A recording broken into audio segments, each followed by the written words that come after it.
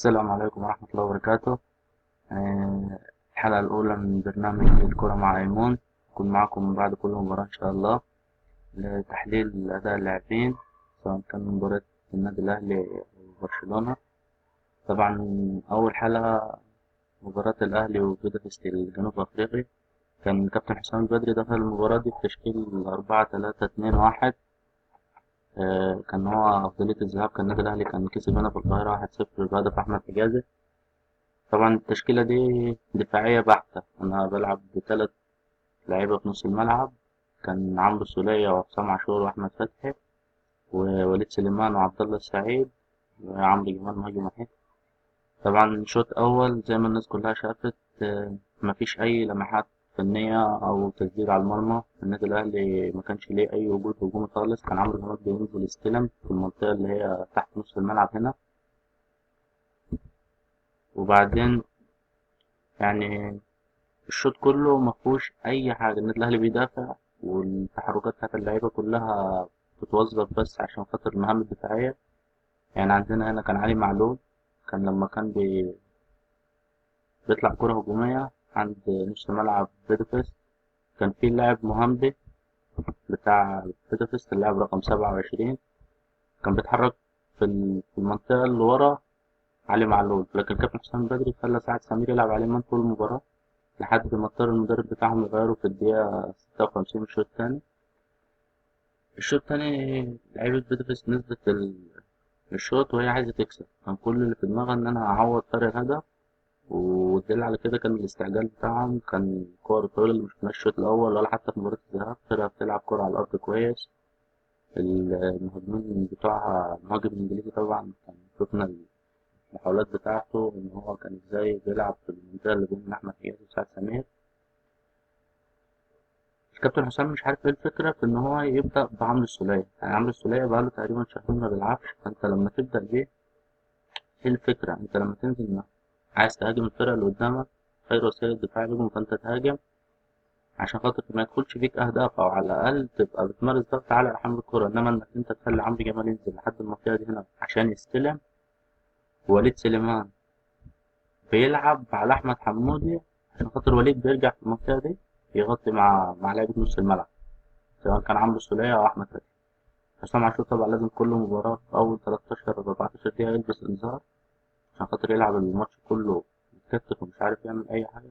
شريف إكرامي أنقذنا في الكورة بتاعت الدقيقة 44 دي ركنية، والحمد لله ربنا ستر في الكورة التانية اللي جت في العارضة. لسه محدش عارف الفكرة دماغ كابتن حسام بدري إيه إن هو يلعب بعمرو السولية في المنطقة دي. يعني عمرو السولية أنت بتلعب جبهة مع وليد سليمان ومحمد هاني بيلعبوا هما الاتنين في الجبهة دي، فأنت لما تلعب بعمرو السولية انت كده بتدافع بحت، يعني انت بتمنع اللعيبه بتاعتك ان هي تمارس اي ضغط على حمل الكوره. مع ان الكابتن حسام لو كان اتفرج على المباراه بتاعت الذهاب بتاع بيدافيست والمباريات بتاعتهم في الدوري بتاع جنوب افريقيا، هيعرف المساحه اللي بين الباك والمدافع اللي جنبه. يعني المساحه دي، المساحه اللي بين الباك والمدافع اللي جنبه كده اهو، والناحيه التانيه هنلاقي ان المساحه دي لو استغلينا الانطلاقات بتاعه عبد الله السعيد هنا والجبهه اللي كان بيشكلها مع علي معلول، كان الاهلي يقدر يحرز اهداف. والكلام ده بان في الكرة بتاعت عمرو جمال اللي هي استلمها من نص الملعب وجري، طبعا الحمد لله الاتنين لعيبة دول لبسوا في بعض، عمرو جمال انفرد بالكرة بس لسوء حظه ان هو خبط الكرة بتاعته في العارضة. تقريبا ده احلى مباراة لعبها عمرو جمال من ساعة ما رجع من الإصابة، من ساعة ما عمرو جمال الإصابة بتاعته بتاعت 2014 بتاعت الصليبي في ماتش الأسيوط سبورت، فتقريبا دي من أحلى المباريات اللي عملها. الكابتن حسام الشوط التاني كان هيدفع صالح جمعة التغيير الأول، لكن مع إصابة وليد سليمان اضطر إن هو ينزل مكانه أحمد حمودي. يعني هنشوف هنا كده أحمد حمودي نزل في المنطقة دي، تمام، بس مفيش أي كرات بتتلعب، أي كرات ولا طويلة ولا باص على الأرض ولا عرضيات ولا أي حاجة، أنت بتكتب محمد هاني هنا، خلي محمد هاني يمارس الدور الدفاعي بتاعه بس. علي معلول لما بيزيد المهاجم ده وراه جناح اليمين بتاعه. التغييرات التانية إلى حد ما منطقية، إن أنت عمرو السولية طلع ونزلت مكانه صالح جمعة، صالح برضه نازل في وقت اللي هو انا مش هعرف اعمل حاجه، يعني انتوا بتديني وقت انا لسه مش هدخل في المباراه دلوقتي، مش هنسجم الكلام ده كله.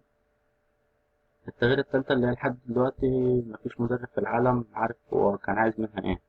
يعني انت لما تشيل عبد الله السعيد، تمام، كده عبد الله بتنزل مكانه رامي ربيعة. طب انت رامي ربيعة هيلعب في نص الملعب، هيلعب مهاجم، هيلعب مدافع خامس، يعني هتخلي الطريقة بتاعتك خمسة، تلعب خمسة ورا، تمام. هتعمل ايه صالح جمعة؟ مفيش أي حاجة خالص، لعيب لسه نازل، مش هيلعب 20 دقيقة على بعض في المباراة. انت لحد دلوقتي الناس مش فاهمة التغييرة دي كانت عاملة ازاي. طبعا في كام نقطة كده سريعة. شريف إكرامي الشوط الأول كله كان الكورة من الجون للجون التاني، يعني ضربة مرمى، كرة إيد ورجل، أي كورة كانت بتروح من الجون بتاع شريف إكرامي بتاع النادي الأهلي لحد الجون التاني بتاع بيراميدز. طبعا الناس كلها فرحانة إن النادي الأهلي فاز وصعد والكلام ده كله، بس في سلبيات كتير ولازم الكابتن حسام بدري ياخد باله منها. هو أي نعم الأهلي مدرب بتاعه حكم طبعا أفريقيا زي ما الناس كلها عارفة، بس الحمد لله صعود دور الستاشر، وإن شاء الله الجاي أفضل بإذن الله. بس يا ريت الكابتن حسام ما يلعبش بالطريقة دي تاني، عشان كده هو هيخلي الأهلي يفقد كتير من طريقه إن هو نادي القرن في أفريقيا، وشخصية البطل الأهلي مش عارف يفقدها لحد دلوقتي في أي مباراة بيلعبها. وكده أكون خلصت معاكم أول حلقة، وأشوفكم على خير إن شاء الله. السلام عليكم.